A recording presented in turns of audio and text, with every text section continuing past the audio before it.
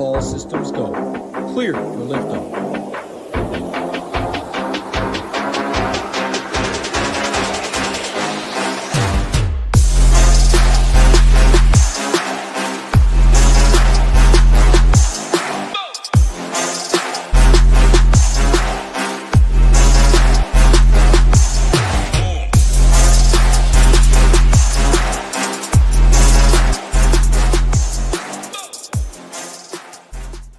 Yo, what's going on, golf fans? It's your boy, Luke here with our Round 2 Showdown stream for the BMW Championship. Going to get you guys ready for all of your exposure. But first off, we'll look at the weather report, also how the golf course played today. We'll talk some strategy for Friday, also shots gained metrics and building a player pool, and we'll wrap it up with building a lineup together to show you that lineup construction aspect too. But if there's any specific players you want us to deep dive, feel free to let me know in the chat. You can also ask any process-based questions as well. Everything is fair game, and hopefully we'll have ourselves a solid Friday slate. But it looks like we got Go Collect in the chat sites as well, also Garth, so welcome on in, everyone. And yeah, any sort of questions, don't be shy whatsoever, and let's get this thing going. So play is still finishing up as we speak, but we like to go live at 7 p.m. to get this out nice and early. And if we split it by the first versus second half, it does look like the second half is playing a little bit harder. But keep in mind that with the softer conditions after the rain, there were a lot more birdies, especially the first hour after that weather delay. So it is a bit surprising to see it playing so flat. I would say if we look at the DraftKings scoring afterwards, the PM wave will probably be the easier of the two. But for tomorrow, it looks equally as difficult. They should catch up, by the way, even if they do not finish play today. It's only going to be a hole or two that Hoagie group has to finish up. They'll do so before the round starts tomorrow morning, so there shouldn't be any sort of delay. But the weather looks extremely flat for Friday. So I have the HRRR up.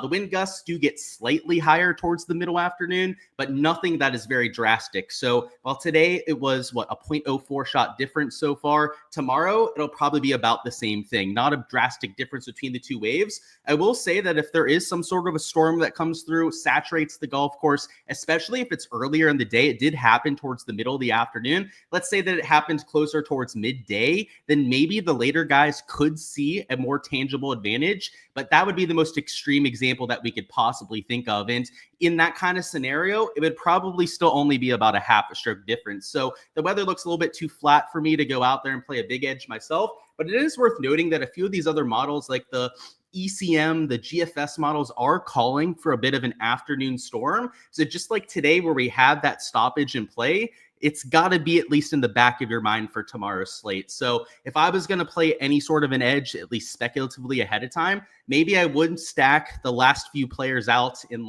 2 or 3 lineups, but that's about as far as I would take it. So weather, not really the main concern that we're going to have. It's more so a game theory slate and making sure that we're building a player pool that is built based on fundamentals. So we're going to talk through what you should be looking through in players to add them to your player pool. But even before we start going through shots gained metrics, the things to look for in your specific options, let's talk about the ownership. So ownership projections aren't even a thought at this point as play is still going on. We do need those final scores to really determine it, but we know ahead of time that the top end of the board is going to get that extra steam. So McIntyre, who I bet outright this week, one of my core plays, love to see him at -6, but for round 2 showdown purposes, he's probably not going to find himself in my player pool because he's going to be significantly higher owned now. He was bet 10 to 12% in a lot of GPPs this week. Now that he's -6 and he's that lead, front runner at this point, there's a chance that he's 15 to even 20% plus owned. So, if you liked him for main slate, you definitely should have played him at 9 to 10% like I did. And tried to tell a lot of you guys as well that I liked him around this sort of golf course. Still super early. He's got a long way to go to really pay it off. But why would you play him for round 2 showdown if you didn't play him for main slate, right? If you didn't like him when he was overlooked, lower owned, same sort of price tag as what he is for round 2 showdown, then why are you using him now that he's mega chalk? And the answer is, I want a guy in form. He looked so good out there today, right? Well, how couldn't he do it heading into round 2? Because golf is a 4-letter word for a reason. It's maybe the most variant sport that we have in all the big major sports. So just because somebody killed it for round number 1 does not necessarily mean it's going to carry over to the next day. Now, it might be a little different with a Scotty Scheffler who's world number 1, who far outperforms all of these other players. he's more in line, the kind of guy that might do it in back-to-back days. But a lot of these players, your -3s are better, even your -2s that are at T7, it's going to be hard to back it up in back-to-back days. And for whatever reason, your casual DFS player really likes to use the safe options in their lineups, and there's no such thing as a safe play when we're playing PGA DFS. So in general, what you're going to see is inflated ownership on these players. And personally, where I'm going with a lot of my exposure is the middle to the bottom end of the board. That's where you're going to find leverage players that aren't nearly as highly owned as their counterparts towards the top. But you don't even have to go down to the guys that are in very last place that all shot over par. Even if you're a little bit more mild about it and you target these +1s or even pars, these even pars at T15 are going to be a step down in ownership compared to those guys that are at T7 or better. But when you start to get to this T23 range and then that and below on the leaderboard is where you're finding guys that are average to, in a lot of cases, below average ownership. So with a round 2 showdown slate where we don't have a big weather edge to lean into, I would say game theory should be the number one thing on your mind. Getting different compared to the rest of the field is the biggest edge that we have on this sport. It's a big part of main slate. That's why we talked about it on yesterday's live stream. But for the showdown, when we only have an 18-hole sample size, that is amplified even more. There's more chaos in the smaller sample sizes, and anything can happen for an 18 set of holes. I mean, we've seen guys like Zach Johnson almost be first-round leaders this year. Hell, we've even had some surprise winners over a whole 72 holes this year, like Brian Campbell multiple times. But when you're only looking at one specific day, there's even more possibility for those kind of fringe outcomes. So that's why you want to lean into that a little bit more on this kind of a slate, because over 4 rounds, like, we expect Scottie Scheffler to be in the top 5 almost every time. It's crazy that we're at that point now, but that's how good the guy is. He is just a god amongst men at this point on the PGA Tour. But outside of Scottie Scheffler over 4 rounds, like, he's always going to get there. But if you're going to fade Scottie Scheffler, right, you do it on a showdown slate, because he's not always giving you that optimal performance every single day. It's more that he kills you with that consistency over time. And when we're playing a showdown slate like this, we need that spike performance. We need the guys that are the absolute nuts for that specific day,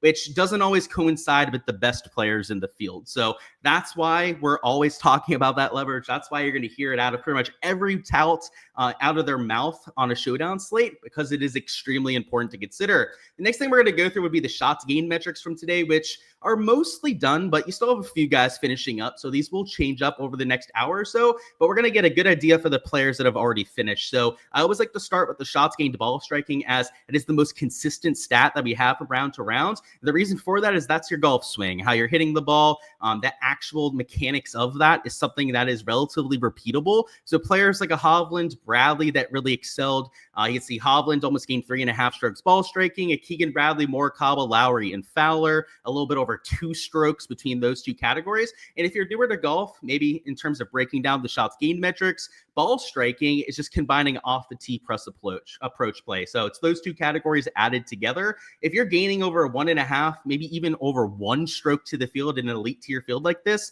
that is impressive, and it's worthy of boosting in your projections. So you'll see that I'll give these players a little bit of an extra chance in my player pool. Now, it is worth noting that your guys like a Hovland at T4, your Ricky Fowlers, your Harry Halls, your McIntyres that is in first place at this point, are also going to get attention because of their score. But when you're at the top end of the leaderboard and you hit the ball well, people love to use those guys in showdown. So you're not going to be the only one looking at this list, which is why I kind of like to be a little sneakier about it. I like to scroll down to maybe that 1 to 1.5 shots gained range. So sure, your Scottie Scheffler, not really going to be as overlooked, but a Hideki Matsuyama, a Russell Henley, and your T10s like Aubert, maybe not the best example, but Daniel Berger, look at that. He lost short game again. Big wolf, sorry, big surprise, huh? That he lost in those 2 categories, but continues to hit the ball extremely well. Like, maybe he's slightly intriguing.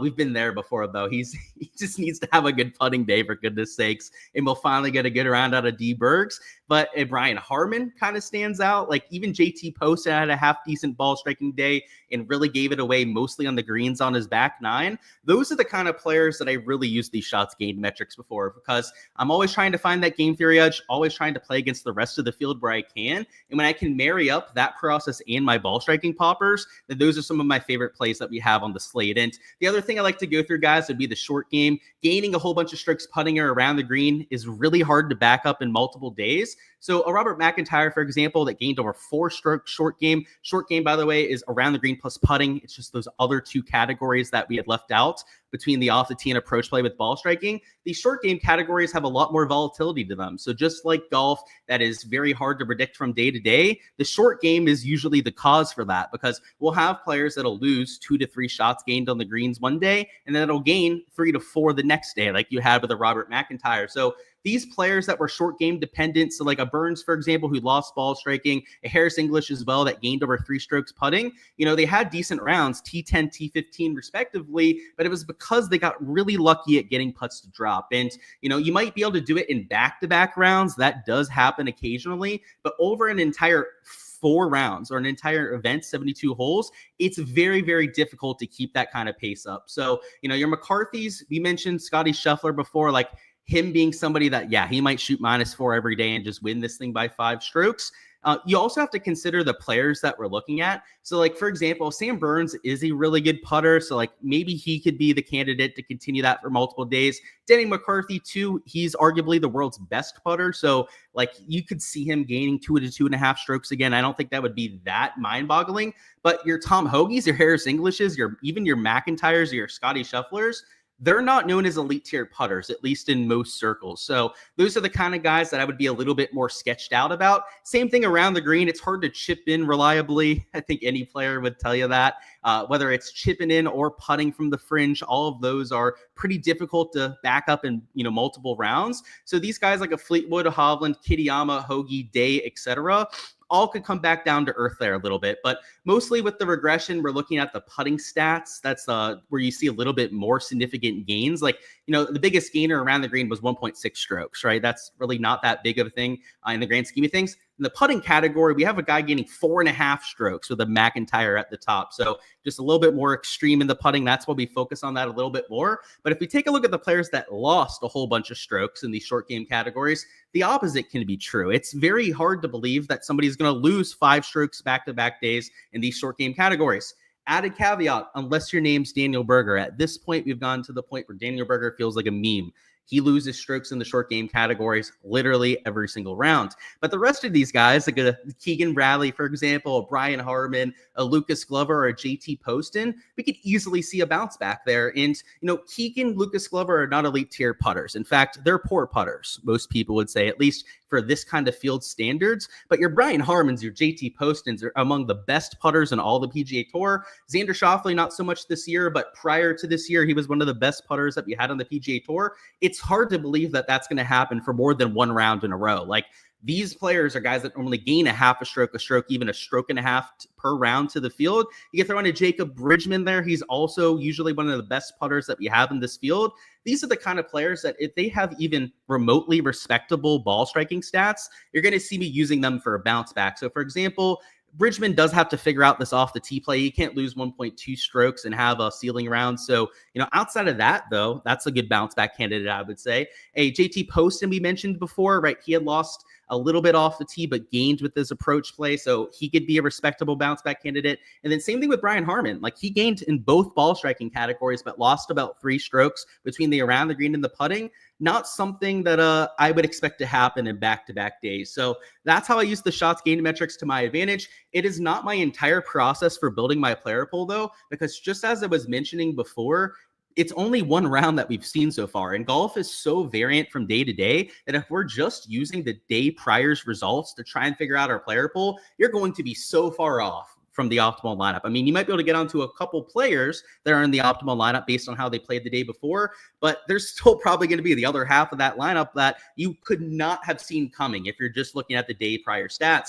That's why we have course history players that you can lean into. I would say that for this event, because we've only seen it 1 time before, that was in 2021, and because of the renovation, it's maybe not as important at this event, but also high upside players. DraftKings scoring, if you guys didn't know, for Showdown is a lot different than main slate. Unlike main slate where placement points come into play, Sunday Showdown, we also do have the placement point aspect, but rounds 2 and 3, it's all about the birdie production that you're posting. So another way that I get to players on top of the ball striking stats, short game regression, course history would also be those high upside players. Players that if you go to PGAtour.com, I'll just show you guys how to do that. Go to PGA Tour at the top, it says stats. You click on that. You go over to scoring, which is a little bit towards the middle. And then you click on birdie or better percentage right here.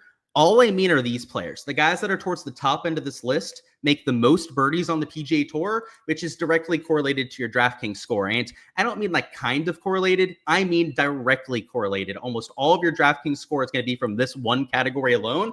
So why wouldn't we focus on those sort of players? So for example, Scotty's number one, no duh on that one, but a Harry Hall, Kitayama, a Justin Thomas could be a look as a high upside player. Keith Mitchell, Sepp, Thor, Jesper Svensson not in the field, but like a Rory McIlroy and Akshay Bhatia could be used for that kind of purpose. That's another way that I get to my player pool for the next day. And you don't have to have the same process as me for finding your player pool. In fact, I would always implore everyone to have their own process for getting to them, but you should be very intentional about who you're using. You should not have anyone in your lineups that you're just kind of throwing in there for any rhyme or reason. And even if that reason is low ownership, there are enough low-owned plays on this slate. And even in a 50-player field, we have enough low-owned plays that you can get to that you should have something more than just the low ownership for getting to them, whether it's the high upside, a semblance of course history, any of the one things that we've already talked about. It could be bent grass putting stats. That's the surface of the week. Whatever course history, whatever key stat you want to lean into, just have a rhyme and reason for all the players that you're getting to. That's probably the best piece of advice that I could give you for this kind of slate and for just PGA DFS in general, not even just for Showdown, but also for main slates, is always know why you're getting to your players. And it doesn't always mean that they're going to hit, but it does mean that you're going to get some of that fat and some of those really shitty plays out of there, right? You can trim out the fat, trim out the bad plays that you're just throwing in there for no reason. And it lets you evaluate it after the fact, right? If you know why you played somebody, and even better, if you write it down and you have that very clear cut to look at after the fact, you can go, okay, I played this guy because he was a ball striking popper. The next day, his ball striking fell off. Like you can kind of go back, fix and fine tune things to make it better going forward and to find trends that are a little bit more solid to use for your player pool. So that's what I would recommend from the player pool aspect, the shots gained metrics and all of that kind of stuff. Now let's catch up on any specific players you guys want us to deep dive in the chat before building a lineup and hopping on out of here. So let's catch up, figure out where we left off with you guys. And like I said, do not be shy at all to ask me about specific players, because after we get through this question segment, we're going to be wrapping it up pretty quickly with the lineup together. He said this course is easy. Yeah, I don't know about that one. I did see people that were saying that though, Philbo, and they look like kind of clowns after today. That's for sure. He said, are you seeing this correctly, that Poston lost 3 strokes putting just on the back 9? That is correct, Chris. If you go to his hole by hole breakdown, he 3-putt on 3 straight holes. So that's a majority of the shots gained lost right there. But he also wasn't making very much in that 10 to 15 foot range. So it worked to my favor. I bet his over 68.5 strokes. So it was -2 at one point. I was at least a little bit nervous when he got to that number.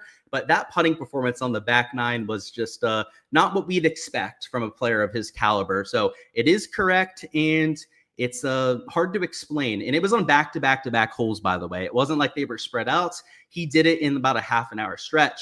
Yeah, Bobby Mack is rolling it today. I have a hard time thinking he's going to do it again tomorrow, but hey, we take it, right? It's better to be lucky than good sometimes, especially when you're picking guys for like first round leader stuff. He said, Bobby Mack was a solid call. You were on the fence, but glad that you helped to get over that fence. Yeah, I'm glad that you played him too, man. I mean, you at least want to have some exposure to that guy that goes -7. I'm going to stay away for Showdown, though, just because of the fact that he was a little bit putter dependent today. He said you're probably even more after the last one. Yeah, dude. I mean, if we refresh this, let's look at the shots gained putting. I know it was like 4 strokes before.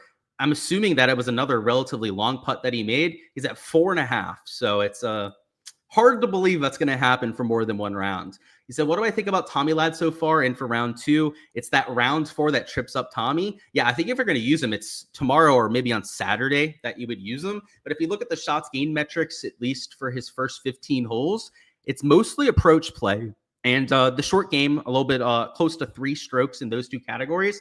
So I don't know. It's like a very on-brand Tommy Fleetwood. He normally gains across all 4 categories. I would like him a little bit better off the tee. It is worth noting I was tracking him in JT's group quite a bit. he was spraying it off the tee. Like he was in fairway bunker after fairway bunker today, was hardly missing fairways too. So it wasn't like his swing was terrible, but the margins are pretty thin around a golf course that's this difficult. I would say you could give him a shot for round 2. I'm probably going to wait for round 3 personally, just because he shot that -4. He's at the top end of the board. He's going to be chalkier than what he was for main slate. I just feel like you're buying the high points there, right? You're not really buying the dip like I normally like to do on a lot of these guys for Showdown. But if he, let's say, shoots even or +1 tomorrow in a slightly stinker round, bet my ass I'm going to be using him for round 3, because like you said, round 4 has been the issue, not so much the first 54 holes. Over the last month or so, he's probably been the best player on tour, I would say. All right, let's build a lineup together and then get this thing wrapped up. So in terms of your lineup construction, it's a little bit different than main slate, just in the fact that you don't have to play nearly as much chalk. And, for main slate, I usually like a couple guys that are some of the better projecting players on the slate. For example, like a Scotty Scheffler, I almost plug in every single time he's teeing it up, because over 4 rounds, you expect him to top 5 pretty much at the very worst every single time. But for Showdown, I'm a little bit more bullish, and unlike main slate, where I'm going to have at most like 3 or 4 pivots in a lineup, there's lineups where I'm going to have 6 pivots for tomorrow. Like I'm just going to go pivots across the board, pivots up top, maybe even leave some salary on the table. For Showdown, it could be a lot more wild than what you are for main slate. And the result of that is it's easier to build lineups. If you're willing to embrace the chaos, willing to try and get that game theory edge, not only is it going to let you take a stand against the rest of the field, but it simplifies building lineups, right? When you're just throwing in a whole bunch of guys that are averagely to below averagely owned, you don't have to worry whatsoever about duplicating yourself or a lack of leverage like you could elsewhere. So for example, like up top, like I could easily see myself playing some JT for a bounce back. He was one of those top 5 birdie makers that I was showing before. Patrick Cantlay, he won here the last time they played it in 2021. There's not going to be a whole lot of course history guys I'm using, but the winner from the last time they played here might be somebody that I'd be willing to use. A Victor Hovland at $8,700. He had a really good ball striking day. I believe was number 1 in the field the last time we checked there. Like I'm not against using him in a few builds. And let's see who else we can find on here. So let me actually get a sip of my coffee. Hideki's live, I would say. Bear, he'd be the kind of player that I consider using for the next round. Let's keep going through these, though. So Keegan Bradley at $8,000, right? We mentioned him as a short game regression candidate. Like he's somebody I could easily see myself throwing in. And Shane Lowry, he hit the ball pretty decently as well, especially early on in his round. He was one of the best ball strikers for his first 9 holes. And with this sort of lineup here, nobody other than a Victor Hovland is at the top end of the board. A Shane Lowry's at T18, so he's going to get some attention, but he's not going to be mega chalky like somebody like Hovland is. They've got 1 chalk, we'll say 2 pivots, and then 2 averagely owned plays here mixed in. Even if we went Taylor Pendrith as our last man in, who, that'd be spending all your salary, and it's taking somebody that's towards the top half of the leaderboard. Even if you didn't go with a pivot as your last man in, you're probably totally fine, even in the big $5 or $25 GPP. You've got enough pivots in your lineup because you took that kind of approach against the rest of the field. Whereas, like, if you went Scotty, you had another piece of chalk, maybe a piece of 7K chalk mixed in there as well, your last man in could really mean a lot. You might have to leave $500 on the table to ensure that you're getting different. That's why I like embracing the game theory as much as humanly possible, because not only does it let you take advantage of that edge, but also really simplifies things when you're coming to your lineups. And I still do set a product ownership cap like I always do for my GPP lineups, but it's not that big a deal when my player pool's already a lot of pivots in it. In fact, I could probably run my lineups for tomorrow, just assuming like how I'm going to be taking a lot of pivots in my lineups, and probably not even set that cap and be totally fine. But I do it just in case. And, if you're on an optimizer where you can set a product ownership cap, do so. It's always worth doing just in case. But if your player pool has enough pivots in it, they don't really have to worry about that sort of thing. So that's the lineup construction, guys. That is the round 2 live stream. Best of luck with everything that you guys are going with. Hope to see a lot of your names, a lot of your logos towards the top end of the GPPs. If you guys do want to see my projections and all the content that I'm doing for round 2, you guys can find that on my Patreon page. If you go to Twitter/X and go to GSLukeDFS, you guys can find a link to my Patreon on my bio. And it's on there. It's my Patreon page. The DFS tier is how you get all the projections that I do. 2, just like the main slate sheet that you guys saw during yesterday's live stream. I do that for rounds 2 through 4 as well. So as play is finishing up over the next 30 minutes or so, I'll be doing that for my members over there. And also make sure to check out the live stream I'm doing out a little bit later on this evening. It'll be at 9 p.m. on the LukeDFS YouTube channel. Over there, we'll be going over all the underdog and prize pick stuff for round number 2. Also, Eddie Sportsbook matchups. That'll be like a DraftKings FanDuel 2-ball bets for Friday, all a little bit later on. So that's at 9 p.m., going through course conditions as well, teaching you guys how to bet the board, not just going through picks and plays. Like that's what you get on a lot of the betting content pieces around the industry. It truly breaks down how the golf course is going to play, how there's certain value on certain categories to go out there and attack. And not even just that, actually putting together your slips, because doing so on a site like a Prize Picks and Underdog is an art form that I've been trying to master over the last 4 or 5 years. So always willing to kind of spread that information, give you guys some of my favorite sorts of ways to make bets for the next rounds, and have a lot of fun in the process as well. And considering that all the bets that we talked about for the day before ended up hitting, that was the 2-ball bet. We also had a couple 2-man slips that hit on the sports books, pick'em sites. Can't complain. It was a good round number 1, decent start to our main slate as well. And looking forward to round number 2 and the round 2 showdown slate that we just broke down. So should be a fun one. Hopefully this weekend will lead to even more success for us guys. Best of luck with everything that you guys are doing. And I'll see you guys for that live stream later on tonight.